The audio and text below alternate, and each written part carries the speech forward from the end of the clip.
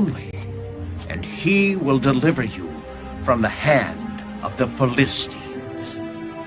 So the children of Israel put away the Baals and the Ashtoreths, and served the Lord only.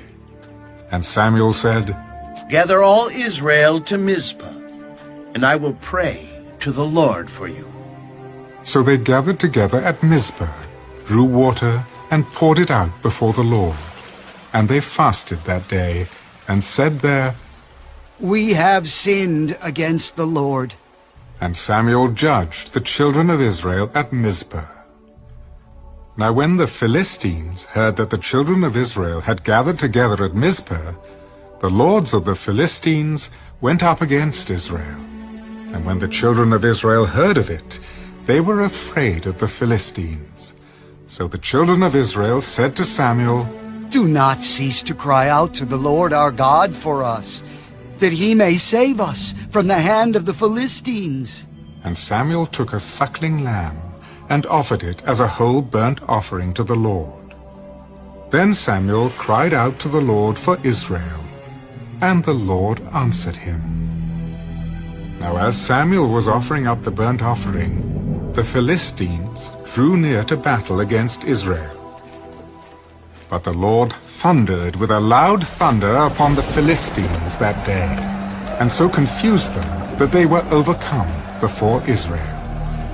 And the men of Israel went out of Mizpah, and pursued the Philistines, and drove them back as far as below Beth-kar.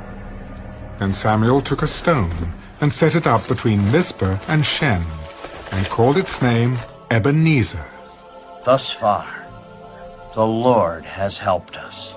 So the Philistines were subdued, and they did not come any more into the territory of Israel.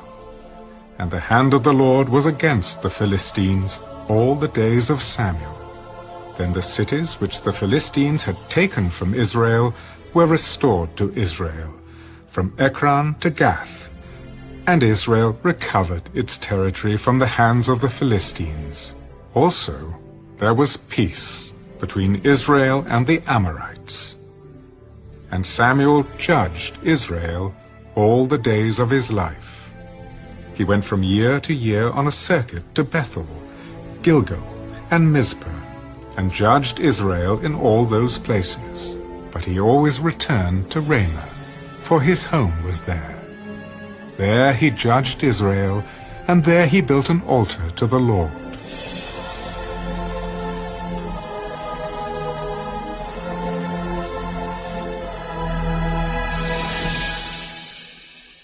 First Samuel, chapter 8. Now it came to pass, when Samuel was old, that he made his sons judges over Israel. The name of his firstborn was Joel, and the name of his second Abijah. They were judges in Beersheba, but his sons did not walk in his ways. They turned aside after dishonest gain, took bribes, and perverted justice. Then all the elders of Israel gathered together, and came to Samuel at Ramah. "Look, you are old, and your sons do not walk in your ways.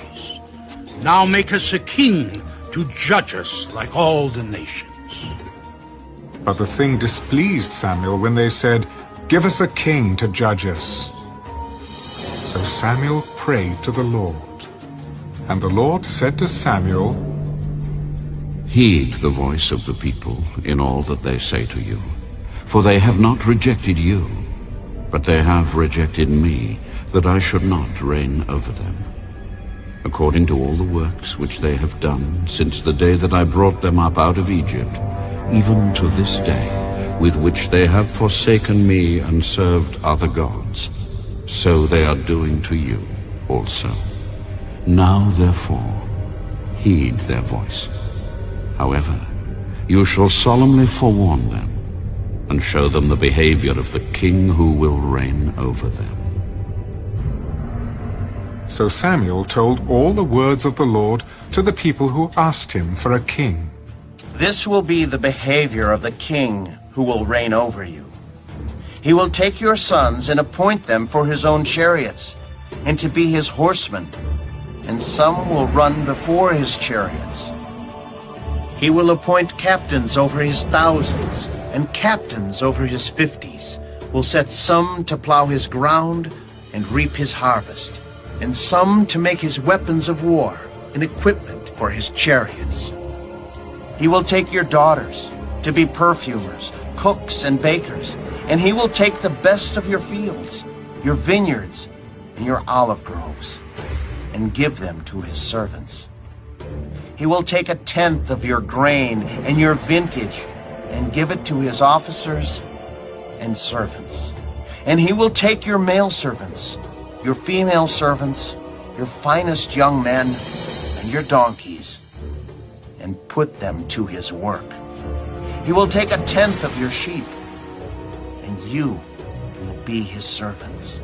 And you will cry out in that day because of your king, whom you have chosen for yourselves, and the Lord will not hear you in that day. Nevertheless, the people refused to obey the voice of Samuel. No, but we will have a king over us, that we also may be like all the nations, and that our king may judge us, and go out before us and fight our battles. And Samuel heard all the words of the people, and he repeated them in the hearing of the Lord. So the Lord said to Samuel, Heed their voice, and make them a king. And Samuel said to the men of Israel, Every man, go to his city.